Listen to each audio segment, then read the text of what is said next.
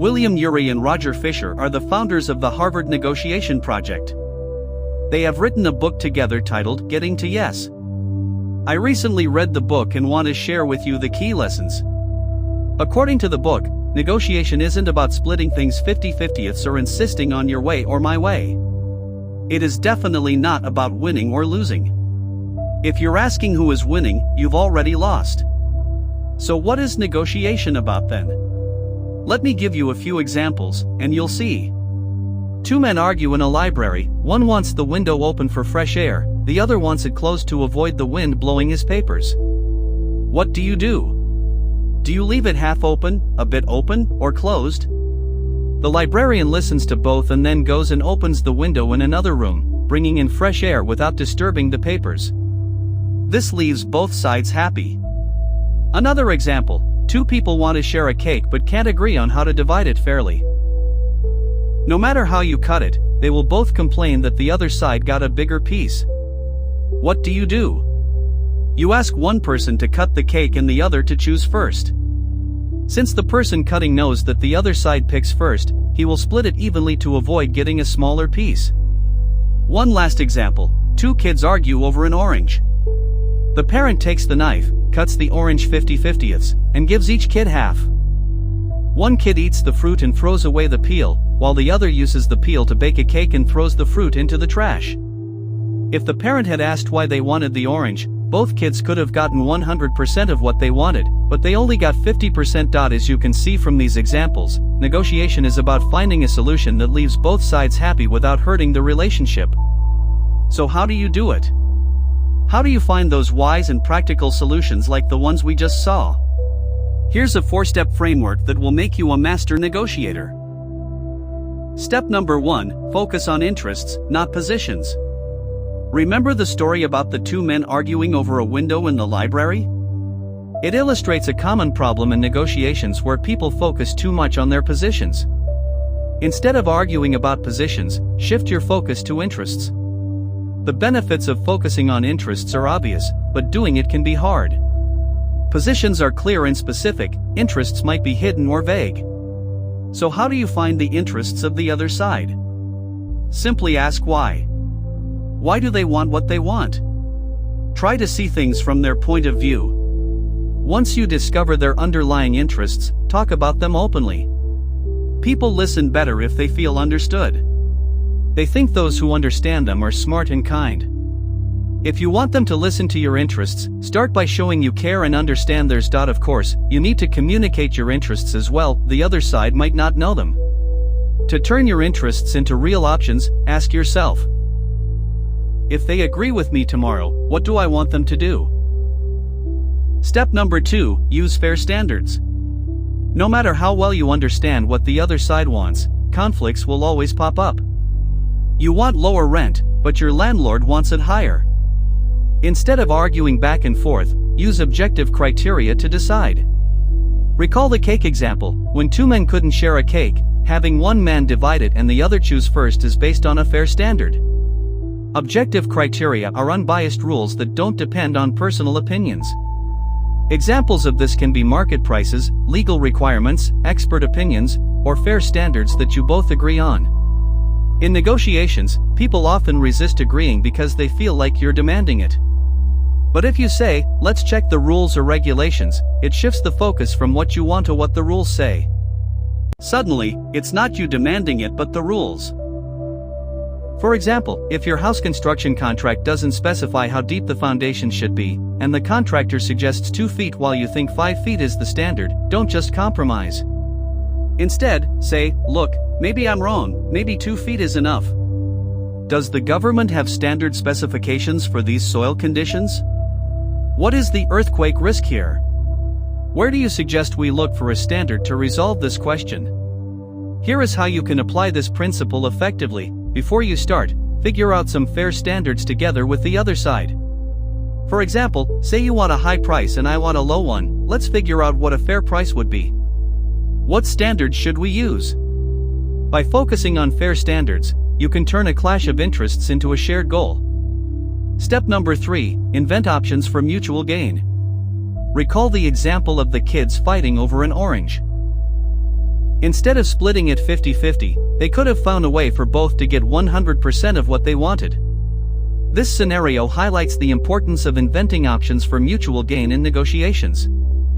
So how do you invent creative solutions?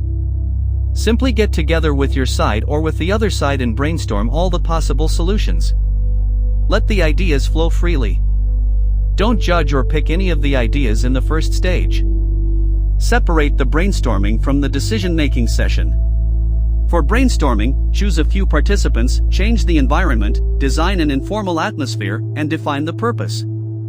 After brainstorming, start with the most promising ideas, then discuss ways to improve them. People often assume differences in negotiation create problems, yet these differences can lead to solutions. Remember the orange example. A wise solution was possible because each side wanted different parts of the orange. It's absurd to think your differences lead to the problem. It's actually the differences that lead to creative solutions. Step number 4, separate the people from the problem. Before starting a negotiation, visualize a vertical line splitting a person down the middle. On one side is the person, and on the other side is the problem. Always put the person first and the problem second. Your goal in negotiation is to be soft on the person but hard on the problem. Often, we are soft on the person, so we end up being soft on the problem as well, and we don't get what we want. Or we're hard on the problem but also end up being hard on the person, damaging the relationship. Be soft on the person, compliment whenever you can, and appreciate the effort at every negotiation stage. Ask yourself, am I paying enough attention to the people problem? People have different viewpoints. Their egos are easily threatened, they see the world from their perspective, often confusing their perceptions with reality.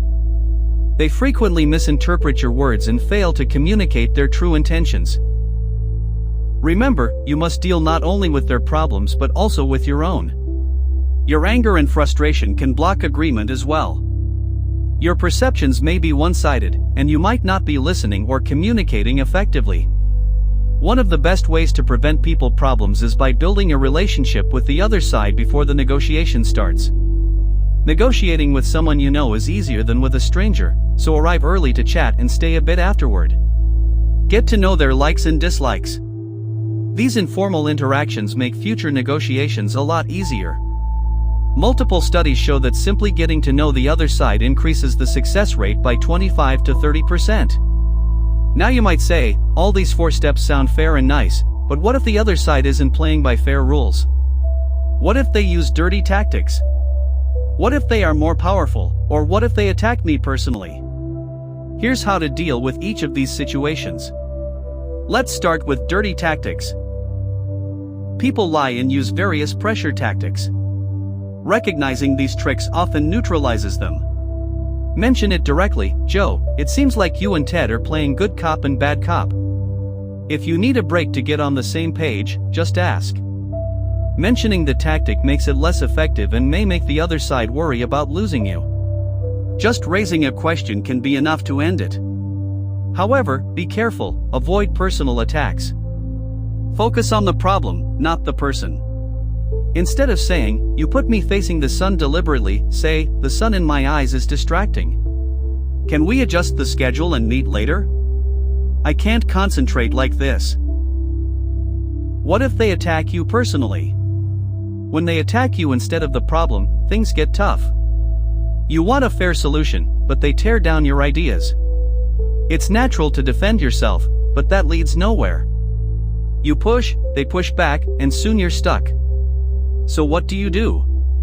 Use negotiation jujitsu, sidestep their attacks. Here's how. 1. Look behind their position.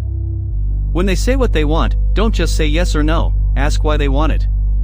Understand what is really important to them. 2. If they keep rejecting anything you say, then ask for their advice. If you were me, what would you do? They will put themselves in your shoes and give you solutions. 3. Invite criticism. Instead of defending your ideas, ask them what's wrong with them. This will help you learn about their interests. I would like to conclude this video with a great story that explains what negotiation truly is. In 1964, an American father and his 12-year-old son were playing frisbee in Hyde Park, London. Few people in England had seen a frisbee before, so a small crowd gathered. After a while, a man approached and asked, "Sorry to bother you, I've been watching you for 15 minutes. Who's winning?" In negotiations, asking who's winning is like asking that in a marriage. If you're focused on winning, you've missed the point. The real goal is working together and finding a solution that satisfies both sides' interests. I hope this was a useful video. Thanks for watching.